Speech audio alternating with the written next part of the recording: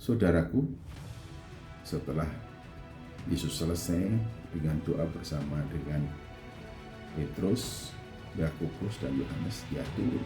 Pada waktu dia turun, sepertinya terjadi keramaian.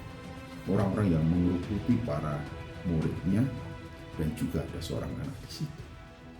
Lalu Tuhan Yesus mencari tahu, dan Petrus, Yohanes, Yakobus lebih dahulu mendapatkan informasi dan memberikan penjelasan apa yang terjadi. Lalu Tuhan Yesus mendekati orang tua itu. Memang sebelumnya para muridnya mengatakan, guru, kami sudah berusaha sedemikian rupa untuk menolong anak ini, tetapi kami tidak bisa berbuat apa-apa. Nah, ketika orang tuanya datang, Tuhan Yesus bertanya, sejak kapan anak ini telah mengalami hal seperti itu? Sejak masa kecil. Oh, berarti anak ini telah mengalami penderitaan yang sangat luar biasa dan begitu lama. Lalu orang tuanya memberikan laporan. Dan seringkali roh itu menyeretnya ke dalam api ataupun ke dalam air untuk membinasakannya. Sebab itu jika engkau dapat berbuat sesuatu, tolonglah kami dan kasihanilah kami. Lalu Tuhan Yesus menimpali, katamu jika engkau dapat.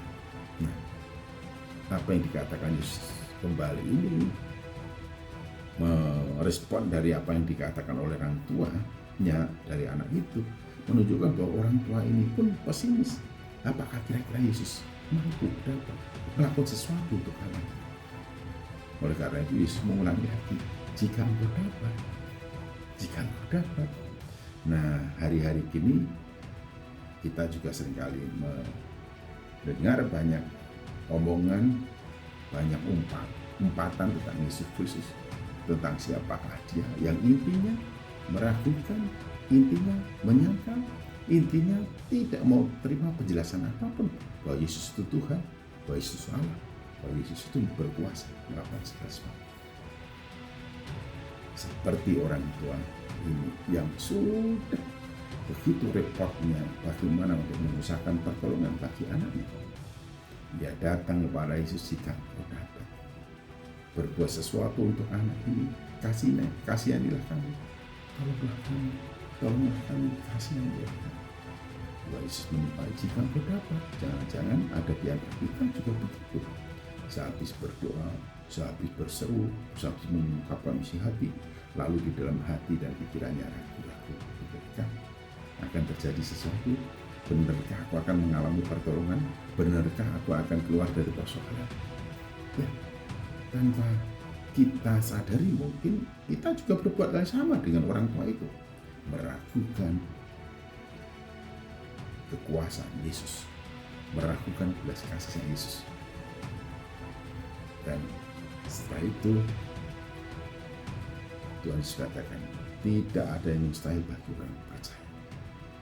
Orang tua dari anak itu segera berteriak, aku percaya, tolonglah aku yang tidak percaya ini.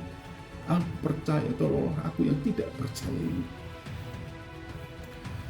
Ketika Yesus melihat orang banyak makin datang berkerumun, ia menegur roh jahat itu dengan keras, katanya, hai kau roh yang menyebabkan orang menjadi bisu dan tuli, aku memerintahkan engkau, keluarlah dan daripada anak itu, dan jangan memasukinya lagi.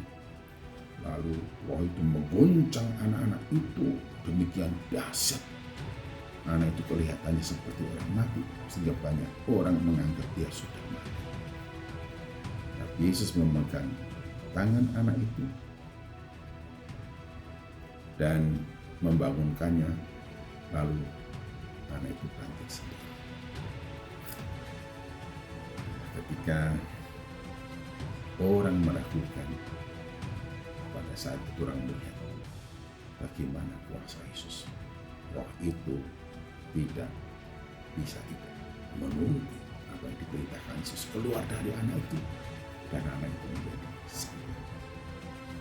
Berhenti meragukan bahwa Yesus pasti menolong. Berhenti meragukan bahwa Yesus pasti memberikan solusi. Berhenti meragukan bahwa pertolongan pasti datang. Jadi ketika engkau sudah berdoa, engkau meminta, yakinlah bahwa tidak ada yang mustahil. di dalam hidup orang percaya. Ia memberikan kepadamu dan menyediakan diri untuk memberikan pertolongan pada waktunya. Yesus berkuasa.